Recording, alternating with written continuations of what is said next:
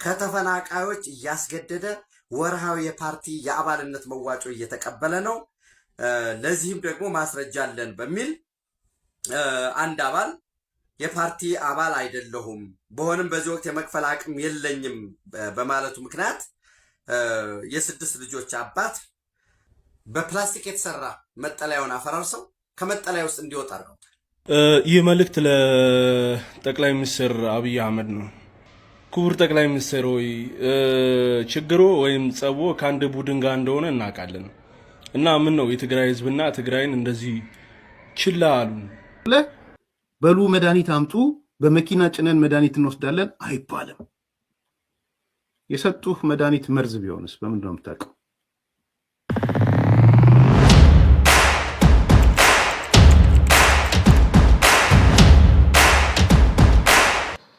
ሰላም እንዴት አላችሁ ውድ ቤተሰቦቻችን? ይህ ዘኢትዮጵያ ቻናላችን ነው። በወቅታዊ ፕሮግራማችን ተመልሰን መጥተናል። እንዴት አላችሁ? አማሃ ደገፋ ነኝ። በዛሬው ፕሮግራማችን ሁለት ርዕሰ ጉዳዮችን ለማነሳሳት እንሞክራለን። የመጀመሪያው በትግራይ ክልል ሕጻጽ አካባቢ የተፈጠረውን አሁናዊ ጉዳይ አንስቶ አንዳንድ ጉዳዮች እናነሳለን። ከዛ ወደ መጨረሻ ላይ ደግሞ ጥቂት ጊዜ ወስደን የምናነሳው የዶክተር አብርሃም በላይ እና ገዱ አንዳርጋቸውን ውዝግብ ይሆናል ማለት ነው። እነዚህን ጉዳዮች ወደ እናንተ እያደረስን ስንቆይ እናንተ ከቻናላችን ጋር አብራችሁን ስትቆዩ ቻናላችንን ሰብስክራይብ ማድረግ፣ የደወል ምልክቱን መጫን፣ ቪዲዮቻችንንም እንዲሁ ሼር እና ላይክ ማድረግዎን እንዳይዘነጉን እናስታውሶ እንወዳለን። ይህን በማድረጋችሁም ደግሞ እጅግ ልባዊ የሆነ ምስጋና ከወዲሁ ልናቀርብላችሁ እንወዳለን። ቀደም ሲል በነገርኳችሁ ርዕሰ ጉዳዮች ዙሪያ ነው ወደ እናንተ የምንደርሰው። ዛሬ ፕሮግራማችንን ከኛ ጋር ሆናችሁ እስከ መጨረሻው ተከታተሉን ዘንድ የአክብሮት ግብዣችን ነው። በቀጥታ ወደ ፕሮግራማችን እናልፋለን። አብራችሁን ቆዩ።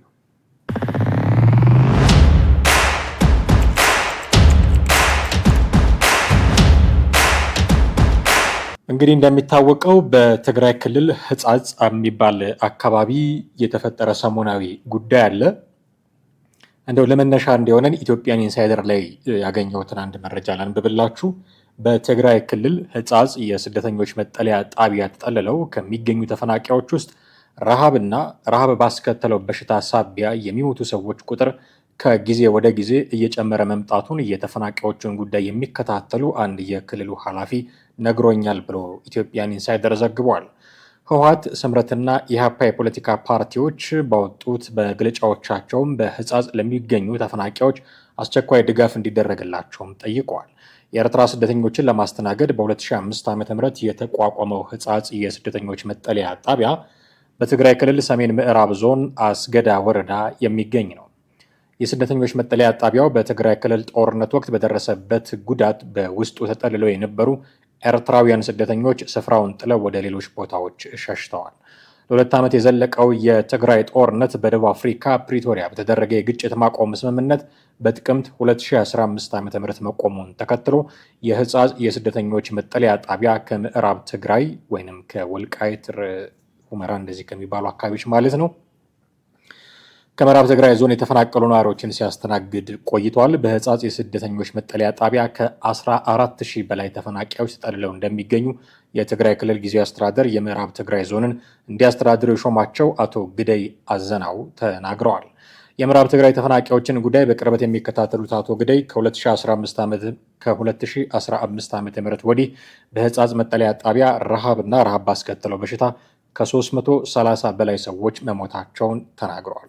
ተፈናቃዮቹ በመጠለያ ጣቢያ የቆዩበት ጊዜ እየጨመረ በመምጣቱ ችግሩ እየተባባሰና በሽታ የመቋቋም አቅማቸው የተዳከመ መሄዱንም አስረድተዋል ይላል። ከብዙ በጥቂቱ ኢትዮጵያን ኢንሳይደር ላይ የሰፈረው መረጃ ይሄ ነው። እንግዲህ ከ2015 ጀምሮ ሲቆጠር በዚህ አካባቢ 330 ሰዎች ህይወታቸውን አጥተዋል። ረሃብ በሚያመጣው በሽታ ምክንያት ነው እነዚህ ሰዎች ህይወታቸውን ያጡት። በቅርብ ጊዜም እንዲሁ የሞት መጠኑ እየጨመረ እንደመጣ ነው የሚነገረው። ይህ አካባቢ ሰሞኑን ማህበራዊ ሚዲያ ላይ የሚሰሩ ሰዎች አውጥተውት ለህዝብ ይፋ እስኪያደርጉት ድረስ ትኩረት የተነፈገ አካባቢ ነበር ማለት ይቻላል።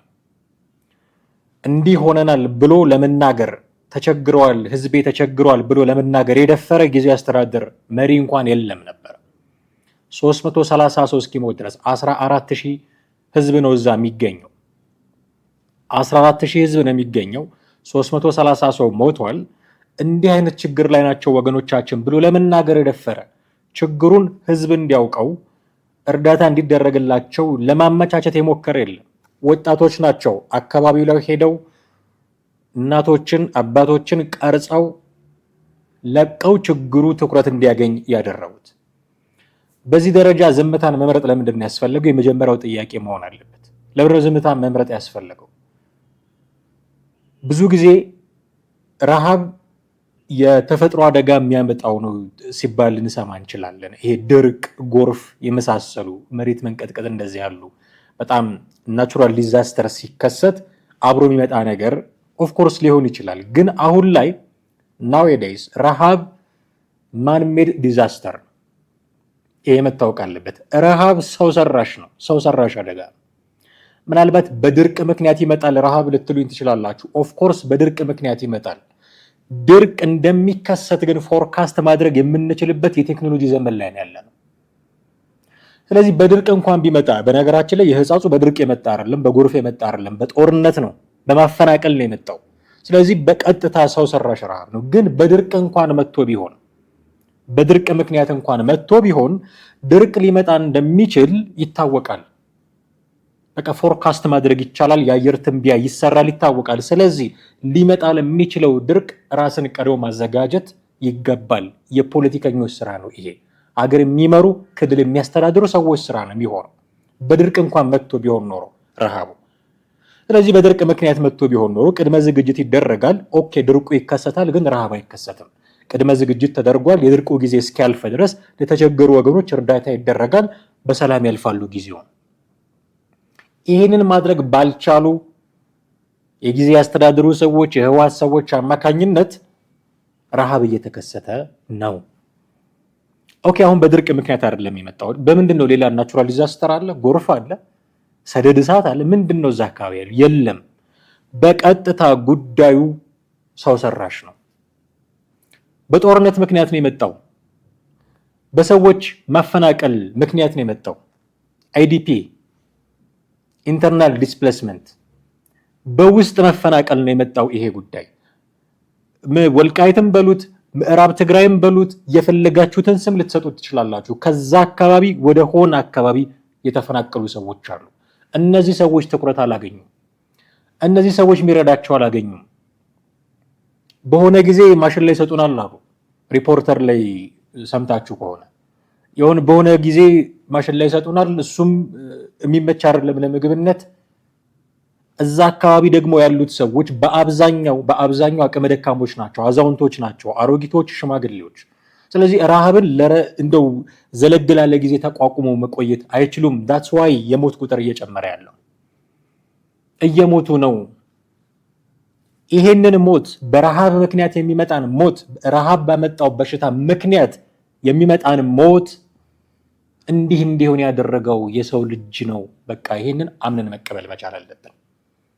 ጦርነት ቀስቅሰን እንዲህ ያደረግነው፣ ነዋሪዎች አፈናቅለን እንዲህ ያደረግነው እኛው ራሳችን ነን።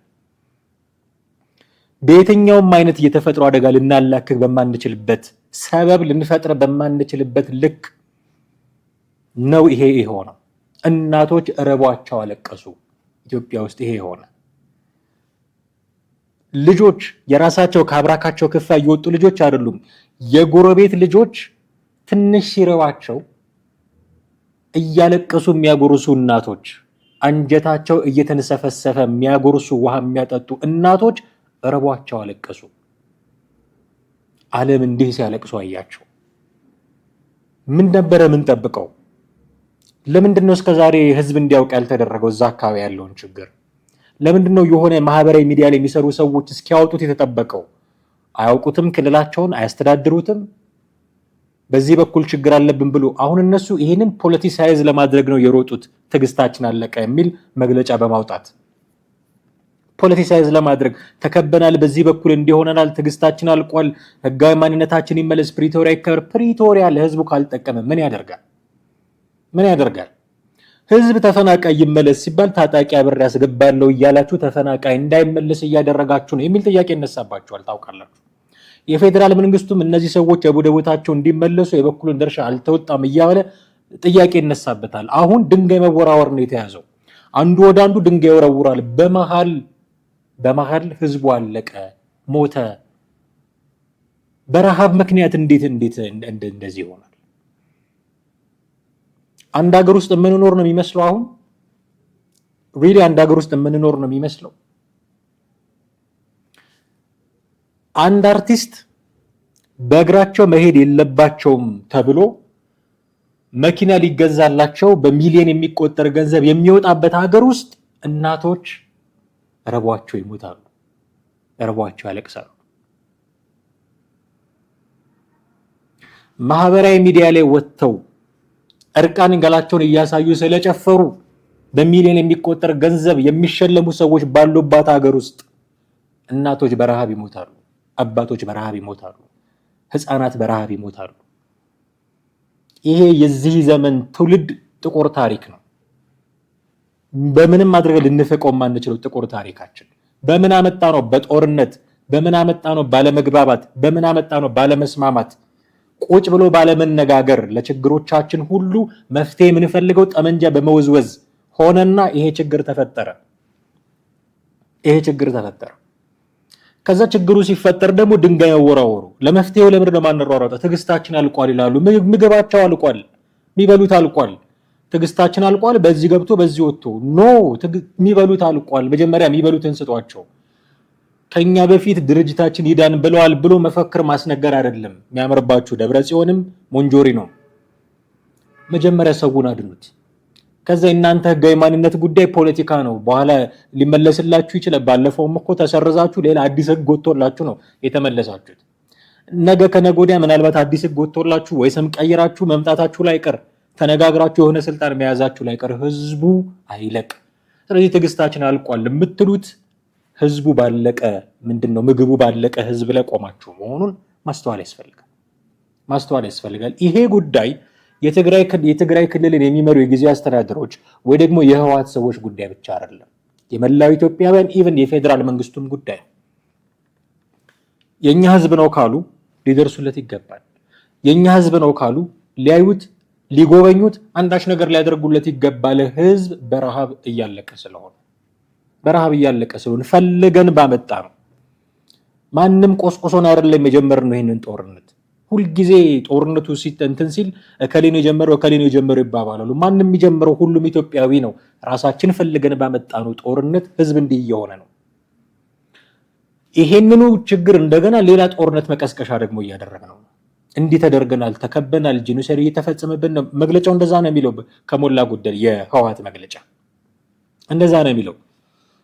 ትዕግስታችን አልቋል። በምርጫ ቦርድ መሰረዛችን፣ በፕሪቶሪያ የተደረሰው ስምምነት ተግባራዊ ላለማድረግ የፌዴራል መንግስቱ ከበባ ፈጽሞብን በራሱ ህዝብ ላይ እንዲህ እያደረገ የትግራይ ክልል ለገጠማት ቀውስ የፌዴራል መንግስቱ ተጠያቂ ነው። እንደዚህ የሚሉ ጉዳዮች ዓለም አቀፉ ማህበረሰብ በትግራይ ላይ እየተፈጸመ ያለውን ወንጀል ማየት አለበት። እንደዚህ ይሄንን ሁሉ ከመናገራችሁ በፊት ለህዝቡ ድረሱለት። መጀመሪያ ለህዝቡ መድረስ ይቀድማል። ለህዝቡ እስካልደረስን ድረስ ቀጥሎ የሚሆኑትን ነገሮች ያለ ሞራል ተጠያቂነት ማድረግ አንችልም። ስለዚህ መደረግ ያለባቸው ነገሮች ሁሉ እንዲደረጉ መጀመሪያ ለህዝቡ መድረስ ያስፈልጋል። ስለዚህ ትዕግስታችን አልቋል ከማለታችሁ በፊት ምግቡ ላለቀበት ሰው ድረሱለት። እናንተ ትዕግስታችሁን ያለቀው እነሱ የሚበሉት ነው ያለቀባቸው። እናንተ የሚያሳስባችሁ የህጋዊ ሰውነት ጉዳያችሁ ነው። እነሱ የመኖር አለመኖር ጉዳይ ነው የሚያሳስባቸው። እናንተ የሚያሳስባችሁ ምርጫ ቢደረግ ጦርነት እንክፈት አንክፈት ነው። እነሱ ዛሬ እንዴት እንደር ምን በልተን እንደር ነው። ሰውነታቸውን አይታችሁታል። በማህበራዊ ሚዲያ ሲዘዋወር ነበር፣ አይታችሁታል። መቆም መቀመጥ እንኳን አይችሉም። ስለዚህ በጣም ጥንቃቄ የሚፈልግ ጉዳይ ነው። ትዕግስታችን አልቋል ከማለት ምግባቸው ያለቀባቸውን ሰዎች ከመርዳት ባሻገር ሌላ ነገር ውስጥ የገቡ የህወሓት ሰዎች አሉ። ከነዚሁ ከተፈናቃዮች ምናልባት ስፔሲፊካሊ ህጻጽ የሚባለው ቦታ ላይሆን ይችላል፣ ግን ከተፈናቃዮች መዋጮ የሚሰበስብ ድርጅት ነው ህወሓት። የሚገርመው የእነዚህ ሰዎች በረሃብ መሞት ነው አይደለ? አሁን ብዙ ሰው እየገረመ ያለ ከተፈናቃዮቹ እርዳታ መዋጮ ለድርጅቱ መዋጮ የሚሰበስብ ድርጅት ነው። እስኪ ይህንን መረጃ ሰምተን እንመለስ። ከተፈናቃዮች እያስገደደ ወርሃዊ የፓርቲ የአባልነት መዋጮ እየተቀበለ ነው። ለዚህም ደግሞ ማስረጃ አለን በሚል አንድ አባል የፓርቲ አባል አይደለሁም በሆነም በዚህ ወቅት የመክፈል አቅም የለኝም በማለቱ ምክንያት የስድስት ልጆች አባት በፕላስቲክ የተሰራ መጠለያውን አፈራርሰው ከመጠለያ ውስጥ እንዲወጣ ነው። እንግዲህ ህወሓት የሞት ነጋዴ ነው። ህወሓት የጦርነት ነጋዴ ነው። ዛሬ እርዳታ ከማቅረብ ይልቅ በህገወጥ መንገድ ወርቅ ይወጣል በሚሊዮን ዶላር። እሱ ወደ ኤርትራ ይላካል። በኤርትራ በኩል ተሽጦ የጦር መሳሪያ ይገዛል። ተጨማሪ ወታደር ይመለመላል። ህዝባዊ ኮንፈረንስ እየተባለ ለጦርነት ለማወጅ ነጋሪት ይደለቃል። ሁሉም የከተማ አስተዳደሮች ከ100 ሚሊዮን ጀምሮ በተለያየ መንገድ ለጦርነት ወደ ተከፈቱ አካውንቶች እንዲያስገቡ ግዳጅ ተቀምጦባቸዋል። በሌላ በኩል ደግሞ ለዓለም አቀፉ ማህበረሰብ ተፈናቃዮች አሉ።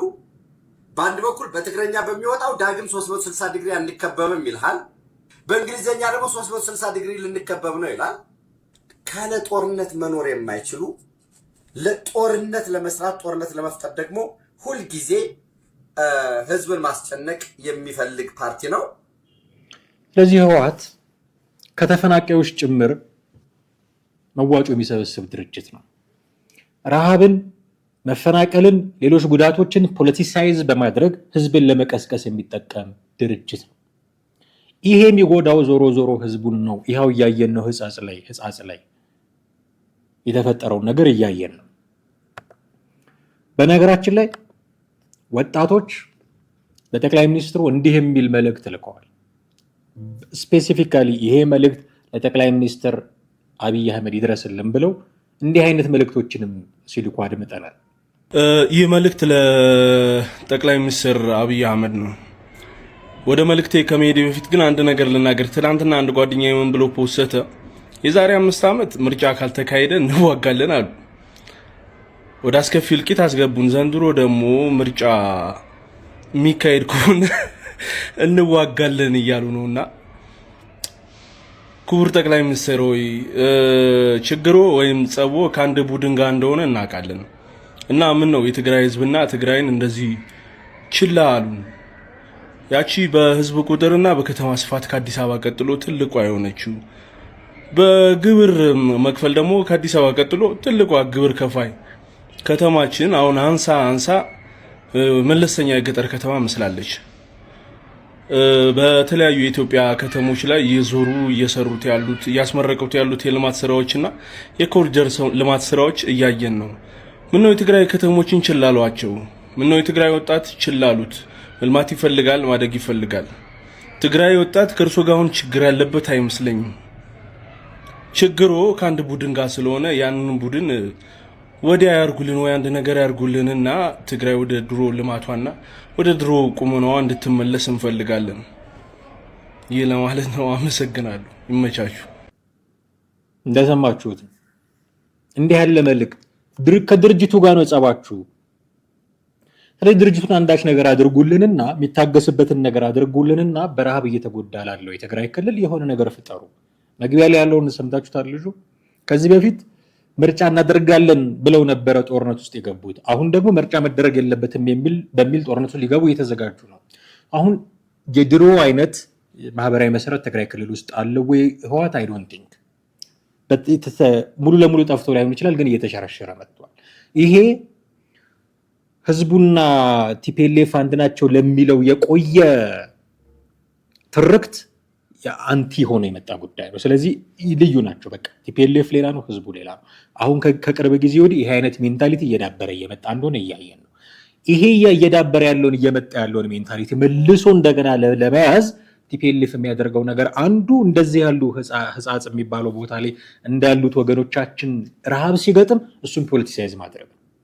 ይኸው እንደዚህ ፌዴራል መንግስቱ እንዲያደርጎን ህዝባችንን እያስራበ የሚላክላችሁን ገንዘብ አብዛኛውን እኮ የምታውሉት ለታጣቂ ነው።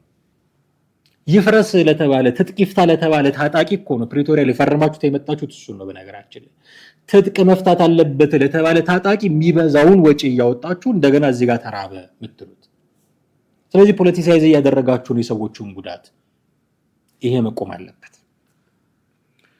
እርዳታ ላይ የሚስተዋሉ አሁን እርዳታ ለማድረግ በተለያዩ እንቅስቃሴዎች እየተደረጉ ነው። ምንድናቸው እርዳታ ላይ የሚስተዋሉ ችግሮችና የሚነሱ ጥያቄዎች የሚል ነገር ልናነሳ እንችላለን። ቲክቶከሮች የሚያበረታታ ስራ እየሰሩ ነው። መበረታታት አለባቸው። ከጥሩ ኢንቴንሽን ነው ይሄን እያደረጉ ያሉት። ገንዘብ ለማሰባሰብ ጥረት እያደረጉ ነው። መድኃኒት ለማሰባሰብ ጥረት እያደረጉ ነው። ምግብ ለማሰባሰብ ጥረት እያደረጉ ነው። ቀድሞ ቦታው ላይ የደረሱ አሉ። በኋላም ለመድረስ ዝግጅት እያደረጉ ያሉ ሰዎች አሉ። በቅርቡ በጣም መነጋገሪያ ነበሩ። እንደምታውቁት የማህበራዊ ሚዲያ ላይ የሚሰሩ ሰዎች ቲክቶከሮች በመታሰርና በመፈታት መካከል በጣም መነጋገሪያ የነበሩ ሰዎች እንደነበሩ እናስታውሳለን። ግን ያላቸውን አቅም ተጠቅመው ይህንን አካባቢ ለመደገፍ ለማገዝ ጥረት እያደረጉ ነው። ግን እንቅስቃሴያቸው ደግሞ ጥያቄ የተነሳበት ነው። ምን አይነት ጥያቄ? ኤርሚያስ ለገሰ የሚለውን ጥቂት ሰምተን እንመለስና ደግሞ እሱን እናያለን። በሉ መድኃኒት አምጡ፣ በመኪና ጭነን መድኃኒት እንወስዳለን አይባልም።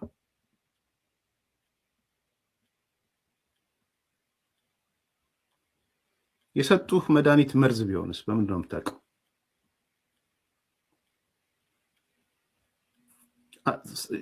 ከባድ ነገር እየተናገርኩ እንደሆነ አውቃለሁ፣ ግን አንዳንዴ በዚህ ልክ ማስደንገጥ ስለሚያስፈልግ ነው።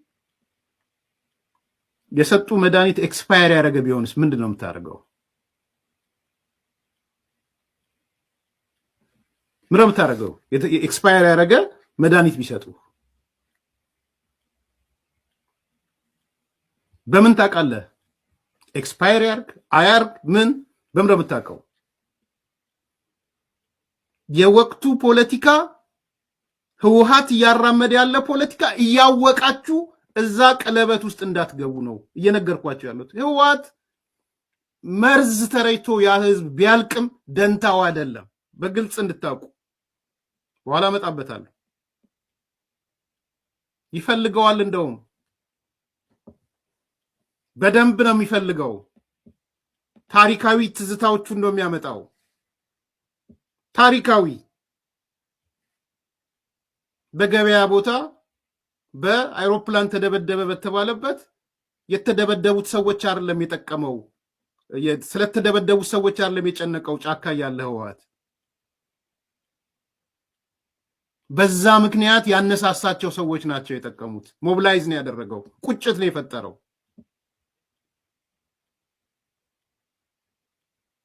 ሐውዜን እንደዛ ነው። ስለዚህ ብድግ ብለህ መተህ ይሄን አምጡ ይዤ ሄዳለሁ እንዲሄዳለሁ አይባልም። ተቋም አለ፣ ኃላፊነት የሚወስድ ተቋም አለ።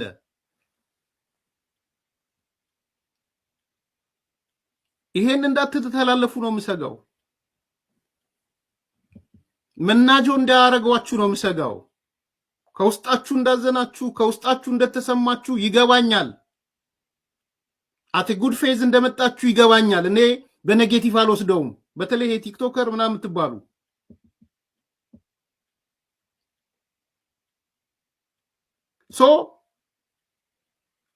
ፕሮሲጀሩን ተቋሙን መጠበቅ አለባችሁ። ምንድነው ፕሮሲጀሩ? ምንድነው ተቋሙ? ነምበር 1 ባለቤቱ የክልሉ የአደጋና ዝግጁነት ቢሮ ነው። ነምበር 1 ከሄዱ ሁሉም ነገሮች ወደ ክልሉ አደጋና ዝግጁነት ቢሮ የራሱ ጽህፈት ቤት አለው፣ የራሱ ኤክስፐርቶች አሉት፣ የራሱ ሰዎች አሉት። የጤና እንትን ቢሮ ነው፣ ኮሚቴ ይኖረዋል፣ ስትሪንግ እንትኖች ይኖሩታል። ምንድነው ስሙ? ይሄ አጣዳፊ አድሆክ ኮሚቴ ይኖረዋል። ከጤና ቢሮ ከትምህርት ቢሮ ከምናምን የሚመጡ ከመድኃኒትና ቁጥጥር የሚመጡ ይኖሩታል።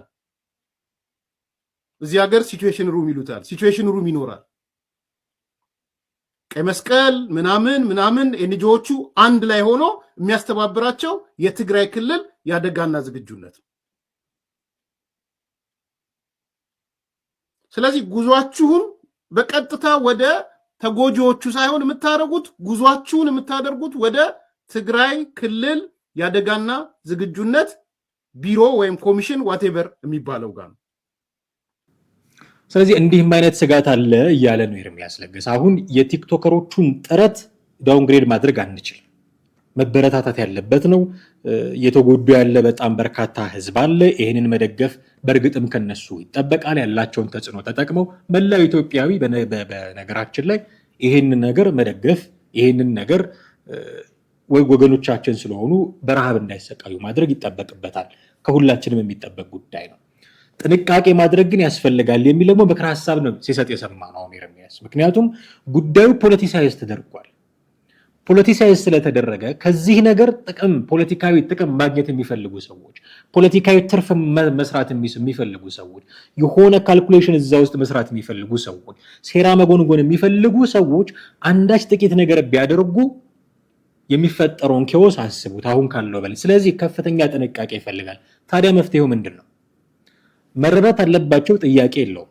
የምንረዳበት መንገድ ጥንቃቄ ይፈልጋል። እሱም ጥያቄ የለውም። ታዲያ ምን ይደረግ የሚል ጥያቄ ነው አይደል? አሁን ቀጥታ የሚመጣው ኦኬ፣ ችግሩን ብዙ ማውራት ላይ ያስፈልግ ይችላል። መፍትሄው ላይ መስራት ካስፈለገ ምን ይደረግ? ቀይ መስቀል የሚባል ተቋም አለ ኢትዮጵያ ውስጥ። ቀይ መስቀል የሚባል ተቋም አለ። ከዚህ በፊት እነ ያሬድ ሹመቴ ለምሳሌ በተለያየ አካባቢ ጉዳት ሲደርስ እንደዚህ መረዳት የሚያስፈልጋቸው ሰዎች ሲኖሩ በቀይ መስቀል ስር ሆኖ ነው እርዳታዎችን የሚያሰባስቡት። ጭነው በመኪና የሚሆን በምንም የሚያደርሱት በቀይ መስቀል ስር ሆነው። ስለዚህ ቲክቶከሮች ቀይ መስቀልን ቢጠቀሙ ብልህ አካሄድ ነው ብዬ አስባለሁ። የተነሱት ኤርሚያስ ለገሰ ያነሳቸውን ጥያቄዎች በተሟላ መልኩ መመለስ ይቻላል ብዬ አስባለሁ። መድኃኒቶቹን አይቶ አጣርቶ ወደሚፈለገው ቦታ ለማድረስ የቀይ መስቀል እገዛ በጣም አስፈላጊ ነው የሚሆነው። ምግቦቹንም ሁሉንም ነገር ፋሲሊቴት ለማድረግ መንገድ ላይ ችግር ቢያጋጥም እንኳን ቀይ መስቀል ስለሆነ ለማለፍ ይችላል።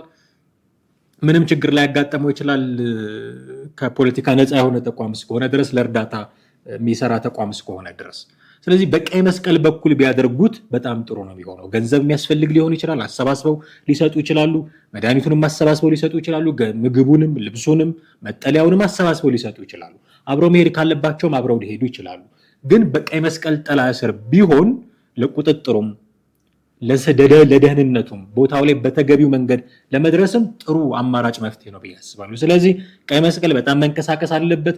ተጽዕኖ ፈጣሪ ነን የሚሉ ሰዎች ኮኔክሽኖቻቸውን ተጠቅመው ገንዘብ፣ ምግብ፣ መድኃኒት ማሰባሰብ፣ መጠለያ፣ ልብስ ማሰባሰብ የሚችሉ ሰዎች አሁን መንቀሳቀሻ ጊዜያቸው ነው። በቀይ መስቀል ጥላ ስር ሆነው ይህንን ቢያደርጉ ኤርሚያስ ለገሰ ያነሳቸው ሊጣሉ የማይገባቸው ጥያቄዎች ናቸው። በነገራችን ላይ ሊጣሉ የማይገባቸው ጥያቄዎች ናቸው። አንዳንድ ፖለቲከኞች ጨካኞች ናቸው። በህዝብ ሞት ፖለቲካ መስራት ይፈልጋሉ። አንዳንድ ሰዎች ጨካኝ ናቸው። በገዛ ወገናቸው ሞት ፖለቲካ መስራት ይፈልጋሉ። ይህንን በር መዝጋት አለብን። ይህንን በር ሙሉ ለሙሉ መዝጋት የምንችለው በተቋማዊ አሰራር ውስጥ ስንሆን ነው። ስለዚህ ቀይ መስቀል የሚባል ተቋም አለ። በዛ ውስጥ ሆኖ ሁሉንም ነገር የሚያስፈልገውን ነገር ማድረግ ሊያስፈልግ ይችላል። በዚህ መልኩ የተሻለ እርዳታ ማድረስ ይቻላል ብዬ አስባለሁ። ሁላችንም ግን ከሊቅ እስከ ደቂቅ ሁሉም ትንሽ ትልቅ ሳይል ይሄ ችግር በቶሎ እንዲቀረፍ ወገኖቻችን ናቸው፣ እናት አባቶቻችን ናቸው፣ እህት ወንድሞቻችን ናቸው፣ ህፃናት ልጆችም ጭምር አሉ። በቁጥር 14,000 አካባቢ የሚደርስ ሰው ነው እዛ መጠለያ ህጻጽ አካባቢ ያለው። እስካሁን 330 ሰው ሞቷል እየተባለ ከዚህ በኋላ 331ኛ ሞት መስማት ስለሌለብን ሁላችንም መረባረብ፣ ሁላችንም ልንደርስላቸው የሚገባ ጉዳይ ነው። ይሄ የመፍትሄ ሀሳብ ነው ብዬ አስባለሁ። ፖለቲከኞች ግን በአፋጣኝ የፖለቲካችሁን ጉዳይ መፍትሄ ሰጥታችሁ ከዚህ በኋላ በረሃብ ምክንያት የሚሞት ሰው ኢትዮጵያ ውስጥ ማየት የለብንም። ምክንያቱም ረሃብ ቅድም እንዳልነው ሰው ሰራሽ ነው፣ ማንሜድ ዲዛስተር ነው። ማንሜድ በጦርነት ነው ያመጣ ነው፣ በመፈናቀል ነው ያመጣ ነው። ይሄ ነገር መቀጠል የለበትም። ለዚህ ነው አማራ ክልል ውስጥ ጦርነት ይቁም እኮ የምንለው። ለዚህ ነው ኦሮሚያ ውስጥ ጦርነት ይቁም የምንለው። ጦርነት ካልቆመ ይሄ ነገር ነው በየክልሉ የሚሆነው የሚደረገው። እንዲሆኑ እንዲሞቱ ትፈልጋላችሁ የእናትና አባቶቻችሁ። ስለዚህ ኢሚዲየትሊ መቆም አለበት ጦርነት ስትል በዚህም ምክንያት ነው አንድም። ስለዚህ ፖለቲከኞች፣ ጫካ ሆናችሁ የምትዋጉ ሰዎች ሁሉ ለንግግር፣ ለውይይት፣ ለድርድር ቅድሚያ ሰጥታችሁ ወገናችሁን ከሞት ልትታደጉት ያስፈልጋል። ረሃብ ደግሞ ጊዜ የሚሰጥ አይደለም። ከረሃብ ጦርነት ይሻላል ይባላል ታውቃላችሁ። ጊዜ የሚሰጥ አይደለም ረሃብ። በጣም መጥፎ ነገር ነው ረሃብ። ስለዚህ ይሄ ነገር ከግምት ውስጥ ገብቶ መፍትሄ የሚገኝበት መንገድ ሊፈለግ ያስፈልጋል ለማለት ያክል ነው። ወደሚቀጥለው ርዕሰ ጉዳያችን እናልፋለን። አብራችሁን ቆዩ። አሁን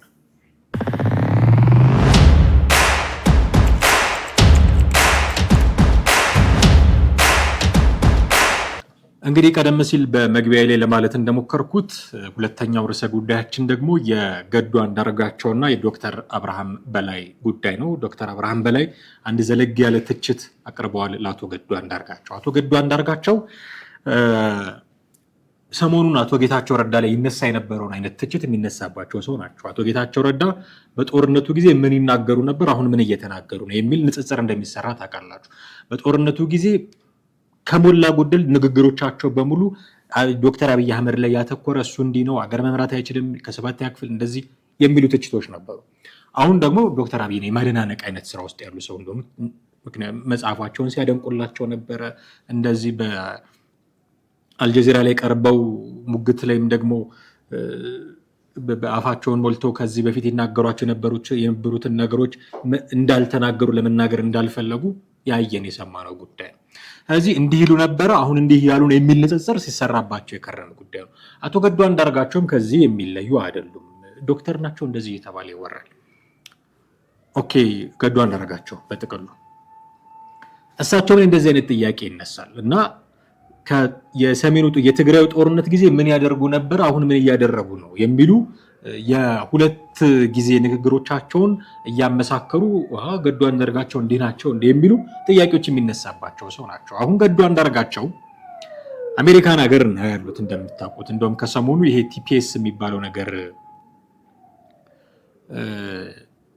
በዶናልድ ትራምፕ ይሄ ጊዜያዊ የህግ ከለላው ከተነሳ በኋላ ወደ ሀገር ይመለሳሉ እየተባለ ዜና ሲሰራባቸው ከነበሩ ሰዎች መካከል አንዱ እሳቸው ናቸው። ኡበር መንዳት ጀምሮ እንደዚህ እየተባለም ሲወራባቸው ነበር። ምንም ሊሆን ይችላል፣ እሱ አይደለም ጉዳያችን። ግን አቶ ገዱ አንዳርጋቸው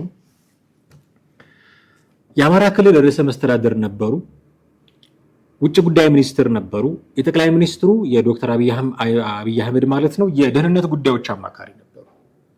በጣም ከፍተኛ ስልጣን የነበራቸው ሰው ናቸው እና አማራ ክልል ላይ የተፈጠረው ግጭት ጦርነት ከመጣ በኋላ የአስቸኳይ ጊዜ አዋጅ እንደታወጀ እናስታውሳለን። ያኔ ችግሩ የመጣው በፖለቲካ ምክንያት ነው እና በፖለቲካ ልንፈታ የሚገባውን ጉዳይ በአስቸኳይ ጊዜ አዋጅ ልንፈታው አንችልም የሚል ንግግር ምክር ቤት ውስጥ አድርገው ከዛ በኋላ ነው ከግልጽ ልዩነታቸውን ከመንግስት ጋር ያሳዩት።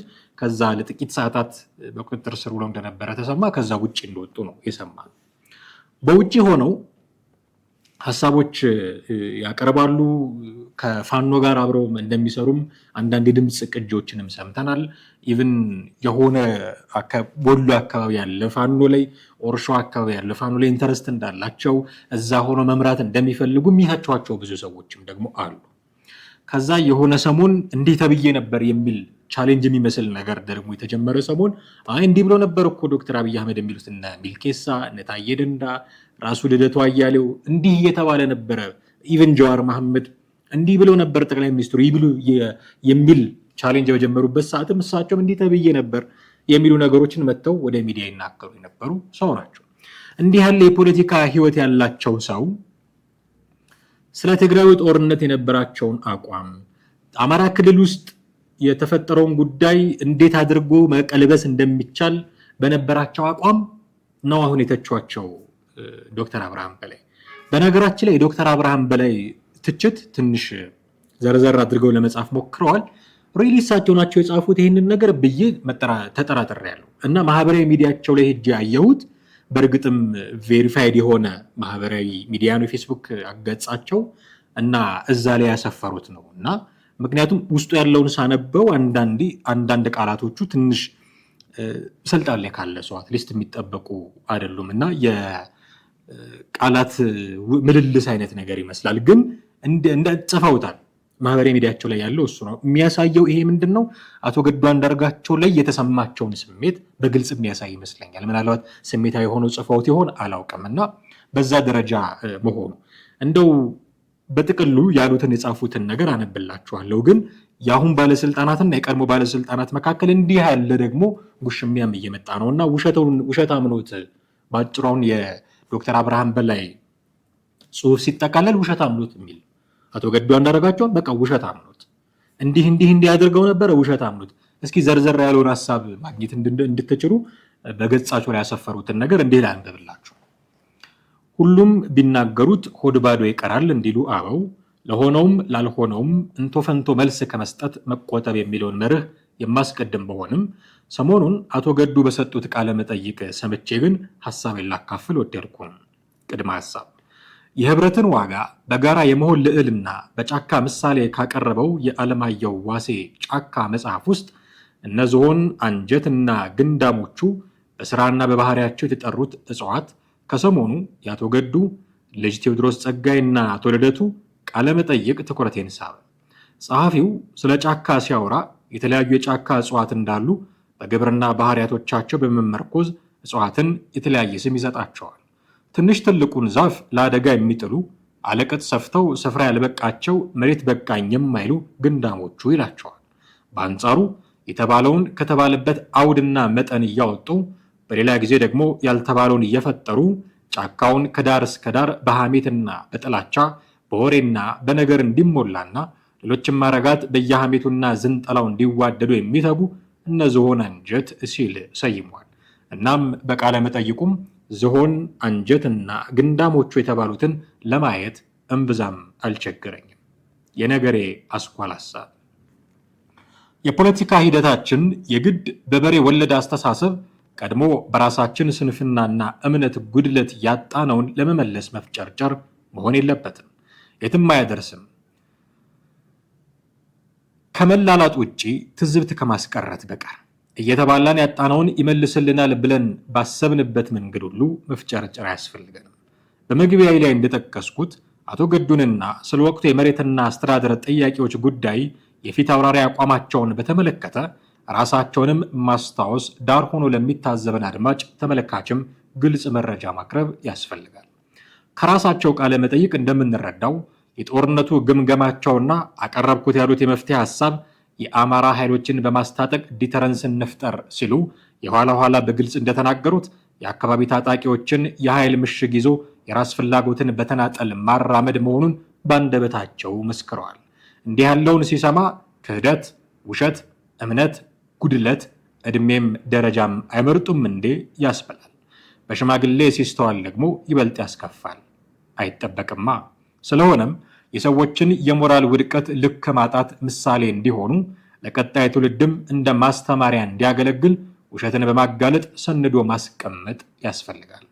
የመጣውን ለውጥ በዋና ተዋናይነት መርቻለሁ ብሎ ከሚገልጸው የመንግስትን በጣም ከፍተኛ የኃላፊነት እርከን ላይ የነበረና እስከ ጡረታ ዕድሜው ከመራ ሰው ይህ አልነበርኩበትም አይነት ሰማይ ተቀዶ ሲሰፋ ነበርኩ እንዳለችው ጦጤት ጋር ያስደምማል።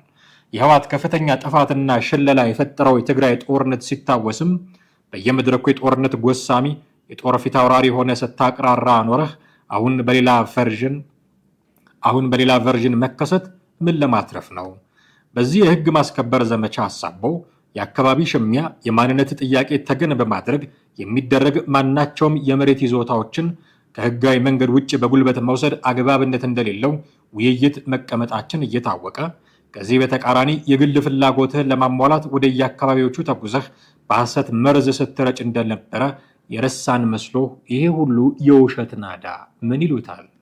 በሶስተኛው ጦርነት ጊዜ መሪዎች ወደ ግንባር በመሄድ ለመስዋዕትነት ሲወስኑ የአንተ የተሸናፊነት ሐሳብና የተግባር ምላሽ ምን እንደነበር አልተዘነጋም። በዛው ቅጽበትም የህወሓት ሰራዊት ወደ ትግራይ ከመለሰን በኋላ ለማቆም ስንወስን ግፋ በለው የምን ማቆም ነው ብለህ በድፍረት ስትናገር እንዳልነበር ጻድቅ መስለህ መቅረብ ማንን ለማታለል ነው? ለማንኛውም ውሸት በእግሩ ሲሄድ ይመስላል ከሚያስብል ክህደትና ውሸት ራስን ማጽዳት ለሰማያዊ ቤትም ይጠቅማልና ቆም ብሎ ማሰብ ተገቢ ነው። እውነት ምንም አገላብጠው ቢሸፋፍኗት መገለጧ አይቀሬ ነው። ዝነኛው ድምፃዊ ኪሮስ አለማየሁ ኩሉ ንምረአይ ምቅናይ እያለው እንዲህ አይነቱን የክህደትና የውሸት ጥግ ለመስማትም ለማየትም ነውና እውነትም መቆየት ጥሩ ነው የሚል ዘለግ ያለ ጽሑፍ ነው ያስነበቡት ዶክተር አብርሃም በላይ። በሰሜኑ ጦርነት ጊዜ የነበረውን የገዱ አንዳርጋቸውን ተሳትፎ ኢቭን ጠቅላይ ሚኒስትር ዶክተር አብይ አህመድ ዘምተው ጭምር የህወሓትን ጦር ወደ ትግራይ መልሰው ከዛ እንቁም የሚል ውሳኔ ላይ ስንደርስ ግፋ በለው የምን ማቆም ነው ስትል ነበረ ብለው ይወቅሳሉ ዶክተር አብርሃም በላይ ገዱ አንዳርጋቸው መሬትን ማስመለስ የሚል የማንነትን ጥያቄ ተገን አድርጎ የራስን ጉዳይ በማስፈጸም የሚከሷቸዋል። አይ ቲንክ ወልቃይትን አካባቢ እያሉ ይመስለኛል በግልጽ የጠሩት ስም ስለሌለ እና ጦርነት ቀስቃሽ ነበርክ አሁን ምንድነው እንደዚህ የምትለው የሚል ወቀሳ ነው እያቀረቡ ያሉት የቀድሞው ባለስልጣን ላይ አሁን ያሉት ባለስልጣን። እንዲህ አይነት ሁኔታ ውስጥ ተገብቷል። እንዲህ አይነት ሁኔታ ውስጥ እንዲህ ያሉ ሁኔታዎች ካደረገቡ እንዲህ ያሉ ክስተቶች በንግግር በውይይት መፈታት ካልቻሉ አማራ ክልል ውስጥ ቅድም ስለ ትግራይ ያወራነውን ነገር ደግመን ማውራታችን አዲስ ላይሆን ይችላል። ኦሮሚያ ክልል ውስጥ ጋምቤላም፣ ቤንሻንጉል፣ ሌላም ቦታ ችግሮቻችን እንዲህ ባሉ የቃላት መወራወር አይደለም መፈታት ያለባቸው። ችግሮቻችን አንዱን ከሆነ ክበብ በማውጣት አንዱን የራስን ክበብ ውስጥ በማስገባት አይደለም ሊፈቱ የሚችሉት። ቁጭ ብሎ መነጋገር ያስፈልጋል፣ መወያየት ያስፈልጋል። ፖለቲካ እሱ ነው አፍተሩል፣ እሱ ነው ፖለቲካ። ጦርነት ፖለቲካ የለውም። ስም ማጥፋት ፖለቲካ የለውም። ውሸት ፖለቲካ የለውም። እዛና እዛ ተቀምጦ ቃላት መወራወር ፖለቲካ የለውም። ፖለቲካ ቁጭ ብሎ መነጋገር ነው የሚፈልገው።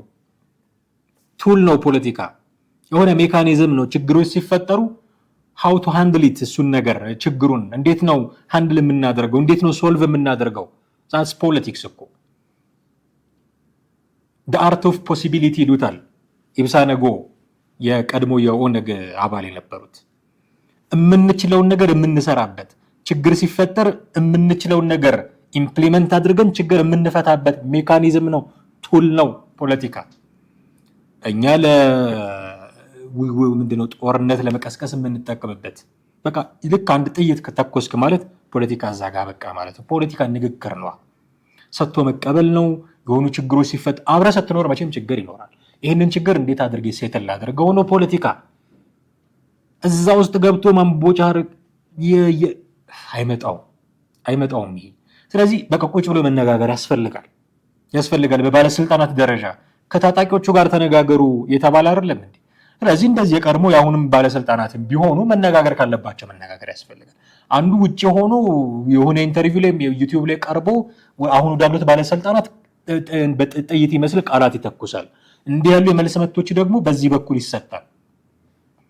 ማርገብ ያስፈልጋል፣ ነገሩ ማርገብ ያስፈልጋል። በጦርነት ምክንያት ረሃብ መጣብን እያልን እንዲህ ያሉ የቃላት ምልልሶች ይረቡናል ወይ? ምናልባት እውነቱ እንዲወጣ ያስፈልጋል በሚል ሊሆን ይችላል የዶክተር አብርሃም በላይ ይሄ ጽሁፍ የቀረበው። እውነት መውጣት አለበት፣ የነሱ ብቻ አይደለም እውነት፣ ይሄም እውነት አለ ሊሆን ይችላል።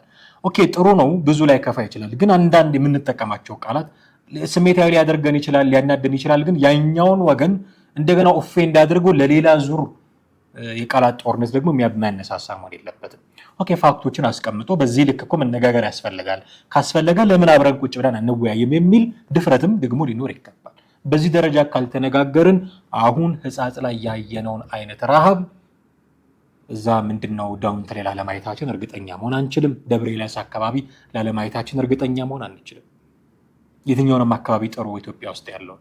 ስለዚህ በጦርነት ምክንያት ረሃብ እየመጣ ስለሆነ ጦርነትን ሊያመጡ የሚችሉ የዛ ፖቴንሻል ያላቸውን ነገሮች አሁኑኑ ማርገብ ያስፈልጋል ብዬ አስባለሁ። በዚህ ደረጃ ብንነጋገር ብንወያይ ጥሩ ነው ብዬ አስባለሁ። ከዚህ በተረፈ ግን የሚያኗኑሩ የማይመስሉ ጉዳዮችን እያነሳን እንደው አንዳንዴ ፀጉር ስንጠቃ ውስጥም ባንገባ ጥሩ ነው። ፀጉር ስንጠቃ የሚመስሉ አንዳንድ ጉዳዮች ውስጥም ገብቶ ያን ያህል መፈትፈትም ተገቢ ላይሆን ይችላል። እነሱ እዛ ውጭ ነው ያሉት፣ እንዳሻቸው ነው የሚናገሩት። በእነሱ ደረጃ ወርዶ መናገርም አሁን ላሉት ባለስልጣናት የሚመጥንም አይመስለኝም። እነሱ ስራ አላቸው አይደለም፣ የራሳቸው ስራ አላቸው። ማሳካት የሚፈልጉት ግብ አለ። እዛ ላይ ፎከስ ቢያደርጉ ጥሩ ነው። እንዳልኩት ይሄም እውነት አለ ብሎ ማለታቸውን እኮ ወድጄዋለሁ። ወደ ሚዲያ መጥተው ይሄም እውነት ነው ማለታቸውን ወድጃለሁ። ግን የሆነ ቁርሾ የሚፈጥር ባይሆን ደግሞ ጥሩ ነው። የምንጠቀማቸው ቃላት አንዳንድ ጊዜ ትንሽ መለስ ያሉ ለስለስ ያሉ ቢሆኑ ያኛውን ወገን ኦፌንድ አድርጎ እንደገና ለሌላ ዙር ደግሞ የቃላት ጦርነት የሚቀሰቀስ ባይሆኑ ጥሩ ነው። ስራዎቻቸው ላይ ማተኮር፣ በስራ ነው ብዙ ነገር ሊገለጥ የሚችለው። ከዛ ባለፈ ግን መነጋገር ካስፈለገ በሰላም ቢሆን አብረው ደግሞ ሆነው እንዲህ ነበር እኮ ተባብለው መፍትሄ ማምጣት በሚችሉበት ሁኔታ ቢሆን ጥሩ ነው። እዛና እዛ ተቋቁሞ መወራወሩ ግን ምናልባት ከነሱ ጀርባ ያሉት ሰዎች፣ መሬት ላይ ያሉት ሰዎችን ደግሞ እነሱ ለውጊያ እንዲበረቱ ማድረግ ሊሆን ስለሚችል ከባድ ጥንቃቄ ይፈልጋል ለማለት እወዳለሁ። የዛሬው ፕሮግራማችንን እዚህ ላይ ማብቃት ይኖርብናል። ውድ ቤተሰቦቻችን በተለይም በመጀመሪያው ክፍለ ጊዜ ያነሳነውን የሕጻጽን ጉዳይ ሁላችንም በአትኩሮት ልናየው ያስፈልጋል። ምክንያቱም ራሳችን ያመጣነው ችግር ነው። ራሳችን መፍትሄው ልንፈልግለት ያስፈልጋል። በቀይ መስቀል በኩል ቢሰባሰብ እርዳታው ምኑም የሚያስፈልገው ነገር ሁሉ በቀይ መስቀል በኩል ቢደረግ አሁንም አጽንኦት ሰጥቼ መናገር እፈልጋለሁ። በአንድ በቅንነት በተነሳ ሰው ምክንያት ትንሽ ስህተት ብትፈጠር የሚፈጠረው ችግር በጣም ከፍ ያለ ስለሆነ የተሰጡትን አስተያየቶች ከቁም ነገር ውስጥ አስገብቶ ጥንቃቄ ማድረግ ያስፈልጋል። አይሆፕ ቀይ መስቀል ይህንን ጉዳይ አስተባብሮ ከዳር እንደሚያደርሰው ተስፋ አደርጋለሁ። ሁላችንም ልንረባረብ፣ ሁላችንም ልናግዝ፣ ወገኖቻችን ስለሆኑ ልንደርስላቸው ያስፈልጋል። የዛሬው መልእክታችን ነው። አብራችሁን ስለቆያችሁ እጅግ አድርገን እናመሰግናለን። አማሃ ደገፋ ነበርኩኝ። ዘኢትዮጵያ ቻናላችን ይህንንና ሌሎች መሰል ፕሮግራሞችን ወደ እናንተ ያደርሳል። ፕሮግራሞቻችን በቀዳሚነት እንዲደርሷችሁ ቻናላችንን ሰብስክራይብ ማድረግ፣ የደወል ምልክቱን መጫን እንዳይረሱ። እንዲህ ያሉ ቪዲዮዎች ደግሞ በርካቶች ጋር እንዲደርሱ ሼርና ላይክ በማድረግ ቪዲዮቻችንን ታጋሩልን ዘንድ በታላቅ ትህትና እንጠይቃችኋለን። የዛሬውን አበቃን። ጤና ይስጥልን።